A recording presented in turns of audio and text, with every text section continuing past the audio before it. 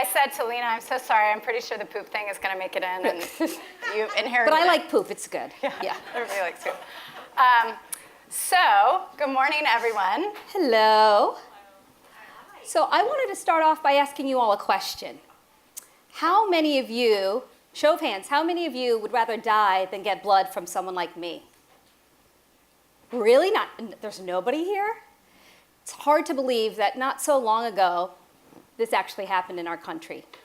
That some white people would choose to die than get blood from somebody of a different skin color than them. And in the US, we actually made it easier for them. We did things like blood labeling, and we had laws on the books. So 2017 is actually a landmark milestone year in civil rights, for those of you that don't know. So 50 years ago this June, it's the anniversary of the Supreme Court case Loving versus Virginia, which finally disallowed the last of the anti-miscegenation laws in this country, which made it illegal for people of different races to marry and to procreate. But here's why that's important.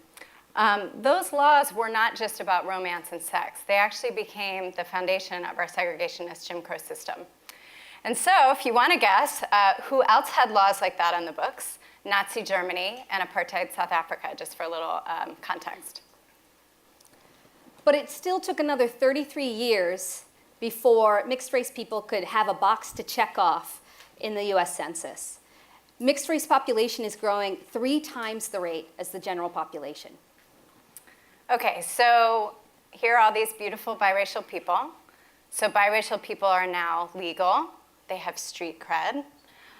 So what is the issue? Is there even a story here?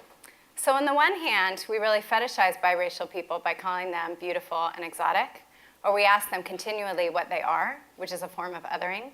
But on the other hand, we actually erase half of their identities when we decide, people of one race, that declaring them one thing over another is more convenient and more understandable for us. But it occurred to Leena and I that what we don't try to do, perhaps, is to try to understand their unique identities and experiences. So that's where our story begins. And so for Caty and I, this is actually very deeply personal. Even though we don't share the same race, we bonded over the fact a few years ago that we're actually both moms of biracial children. And through our conversations, we started talking about what kinds of questions our kids might have. So we wanted to know how their identity might be formed. We wanted to know, if they would choose one or the other. And we also ultimately wanted to know what the world thought of our kids. Yeah, so Leena and I obviously bring our own racial backstory to this scenario, which we feel like is always important to explain. We are working on a story about race, and we are not the same. So obviously, I'm white. I have never been a victim of racial discrimination. I don't know what that feels like. My family ancestry is actually from the Deep South, with all of the complications that can come with that kind of history. So there's a lot of inherited feeling about that. And I have to say, I didn't even see it coming, how much my lens would change so profoundly having biracial kids. Because I know at the heart of all of this identity question and tolerance and all of that, I know that my children have a burden that I will never understand. But I want to understand it as much as possible. So I've been a mom for about 10 decades, and the moments of discovery, 10 decades, what just happened? Holy shit. You're old. Oh my God. I'm going to tell a poop joke right now. You look really good for your age. 10 decades. I am the greatest mother of all. I'm so glad you guys caught that, because I would have kept going. Like, why are they laughing that I have a 10-year-old? That's so weird. Anyway, 10 years, I have had a kid. Now I have 2 kids. And the moments of racial identity and discovery and discrimination have been near constant. So now I do understand race differently. I will never understand what it's like to have brown skin in America, but I do have a different lens. So there are many, many stories that I could tell you all, but just to break down a few. There are the stories with my son. Every year we get a call home from school, and I can always predict exactly how it's going to go. they use language that is never applied to my son, who's like kind of a quiet, nerdy kid. I'm so sorry he's going to watch this later and feel bad about that. But he's fine. So a really sweet, lovely kid, and we get these calls home that say things like defiant and hostility. And so the first time it happened, I thought, how's that possible? Have you met my kid? And then I started to recognize every time it was always when he was playing with other boys of color. And the fourth time it happened, I finally said, oh, they're going to get a book. Now they're going to get a book on implicit bias. So there are moments like that where you have to, even as a white parent, you recognize those moments of subconscious bias, even if you can't feel them, but you do feel them for your kid. And then there are the moments of levity. There's a lot of humor in biracial families. I don't know if anybody is a member of a biracial family and knows what I'm talking about, but my daughter is a comedian. It's super funny. She's 8. And she's not 80. In my 8th decade, I had my daughter. So we have all these moments where people are constantly asking her what she is, and they do it right in front of her, which I think is kind of odd. But she's just over the last couple weeks, she had someone said, oh, your daughter is so exotic. And Simone said, oh my God, am I endangered? Like, white tiger. I mean, you'd be so impressed. She has such good comic timing. Yeah. She goes, oh, like the white tiger at the zoo? Like, why would you use the word exotic? I was like, some people think you're beautiful. Anyway, and then just 2 weeks ago, we got a county publication home, and her photo was in the Spanish language section for Spanish language services. She's the only one on there. And I said, oh, Simone, I think they think that you're Hispanic. That's so interesting. We haven't gotten that one in a while. And she, without missing a beat, said, hola, ¿cómo está? I know, she's the best. But I've been asked, what are your kids? Are you the cool babysitter? Are they adopted? Where do they come from? It's pretty constant. So I've never been accused of being the cool babysitter. The nanny? Yes. Right? So my story is a little different. We were the first immigrant family to move into a small town in Ohio, and it was such a big deal, the local newspaper did an article on our family. And while this is very exciting for a 7-year-old to have your picture on the newspaper, it did come with a backlash. So I remember one story when I was walking home from school, a kid yelled out the bus window, "Where's your green card?" And I yelled, "At home with my mom, where's yours?" Not realizing that this was meant to be an insult. As things, for us, growing up brown, it was inherent, like in everyday situations, we didn't have to sit down and have talks about race because it was just part of our everyday, right? Which is a little bit different than Caty's situation. When I got married, so much so, when my husband and I went to India for his first time to India, when he came back, members of his family said, well, if you got stuck in India, you could always use the bindi, or the dot that bindi or tika that some Indian women wear as target practice. Yeah, pretty heavy stuff. And so when we started to have kids, like at that point, we sort of let things roll off of us. But when we had kids, things changed. And I remember taking my son to the park one day and somebody coming up to me and saying, "You're so good with him. Who do you work for?" And I was like, him? He's my son, right? And then other people have said to me, "He's so gorgeous. Is he yours?" Because of course I couldn't have a gorgeous son, right? So never the cool babysitter, but always the nanny. Okay, so here's what we decided to do with all of these questions. So Leena and I knew that we had all of these questions actually about parenting our kids, because there was a part of it that we just didn't understand, even though Leena and I come from it from different directions. So because we are documentary filmmakers, in addition to a lot of other identities that we have, we figured we cannot possibly be the only people that have these questions. So maybe we should take our questions on the road for the ultimate journey of curiosity. So our documentary is still in production. We feel like it'll never be done, but we say that with love. Yes. Is called Mixed, and it is a journey throughout the country to ask and answer and listen to what it's like to be a biracial person in today's America, and as it turns out, in a moment that is not at all post-racial. So we're going to show you a very quick assembly that is not color-corrected, film people. Yes. Yes. Can I ask you a question? What? Describe mommy. What color is mommy?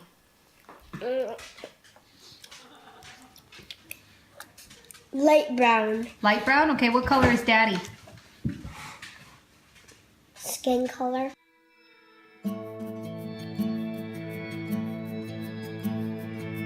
If somebody said to you, are you black? Are you white? What would you say? Beige. I like that answer. Yeah. You constantly have people not understanding where to put you, not understanding like when you don't fit into any of the buckets that they already know to exist for a certain ethnic group. So it's like either box didn't work. I feel like nobody can just like be put in a box. What I put down is hybrid. Caramel. My kids call themselves swirls. Yeah. I have no idea whether that offends people. They like it.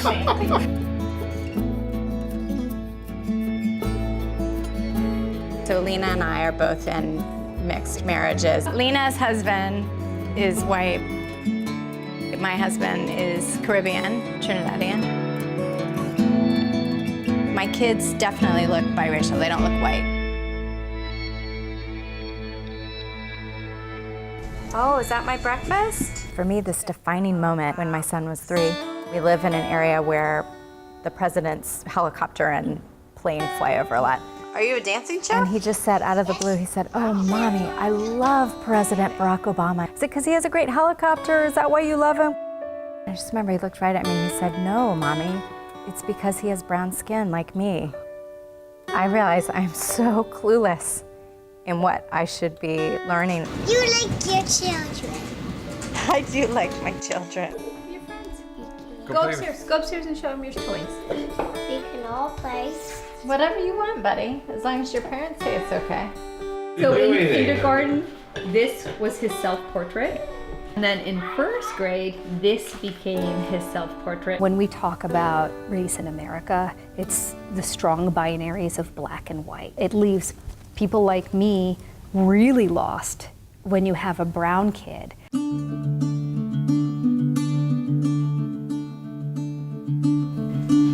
I started writing down questions like, here's all the things I want to know. How does racial identity happen? How does it happen when you're mixed race?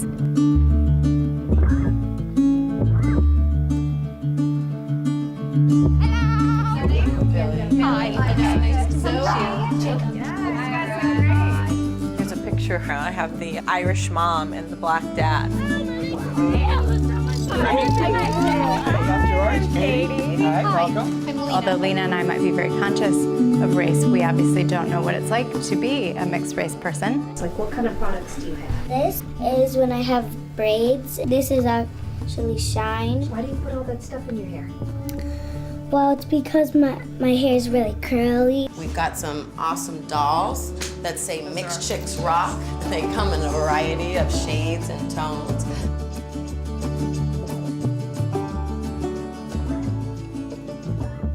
What are our kids experiencing?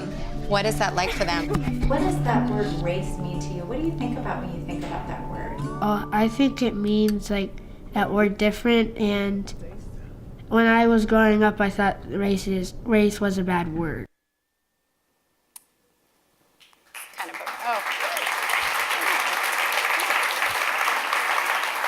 The first time we've seen it big. Oh. We have all these edits now. I know. Yeah, I shouldn't drag Leena down with me. So what have we learned on this journey? We are still in progress, of course, but we really have learned a lot along the way, which is exactly what we wanted to do. So we thought for this audience, we thought we would boil it down to 4 things that we think are important for all of us to think about. This is not just about what's important for biracial people and families, but we've actually discovered that this is kind of an unexpected lens into race relations that we didn't understand. It opens the door in a way that we hadn't quite expected. So here are 4 discoveries among 1,000. So disgust. Disgust is a big word. It's a word that we reserve for things like rotting garbage or lice. And unfortunately, we found out disgust is also linked to mixed race identities.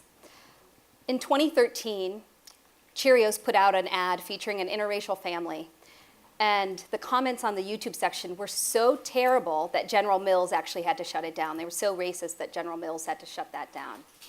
A few years later, Houstonia magazine featured a real family in a luxurious ad.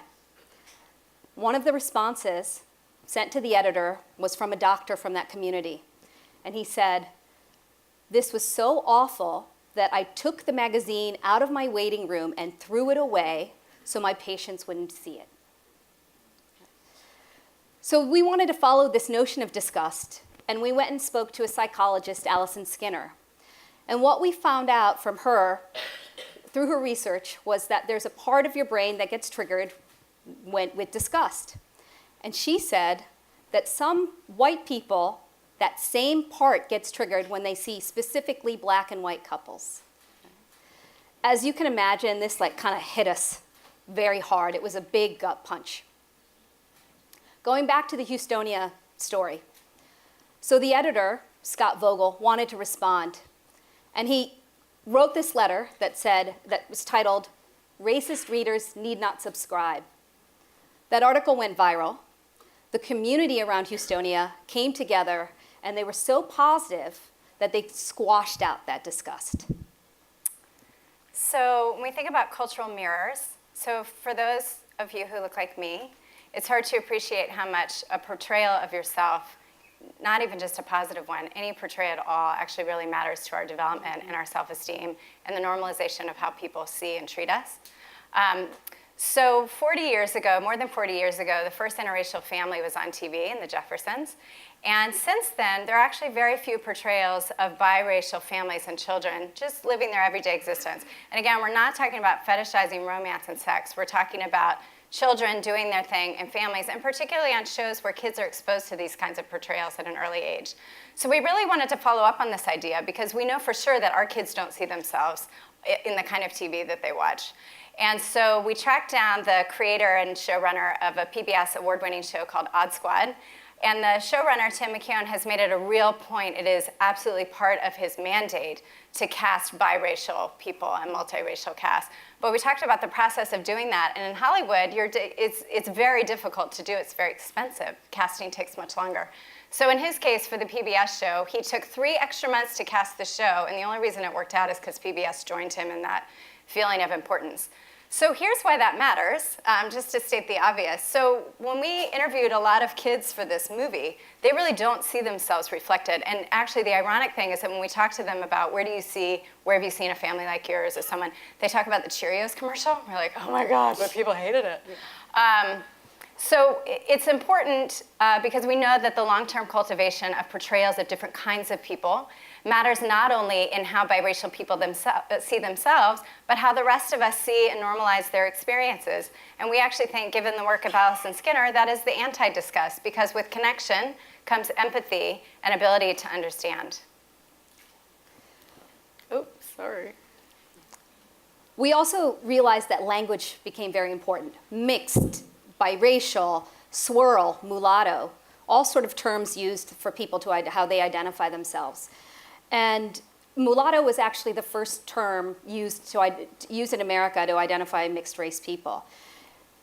That term clearly comes with a little bit of controversy. And actually, so does the term mixed. When we were making this film, people came up to us saying, mixed? What does that mean? It's not 100% pure? Going back to mulatto, author Matt Johnson wants to actually reclaim that term. He wants to use that term because he feels that when he says it, people are reminded of the oppression, but also the triumphs that come surrounding that. We've discovered through this process that we as parents and we as a culture don't actually get to decide how our children choose to identify and what words and language they use. We met NPR correspondent Leah Donnella, and she told us that in her family, each of her siblings all use a different word to describe themselves. Okay, so here is I've done that twice, sorry. Okay, so here's the really great news. This is not all a giant bummer.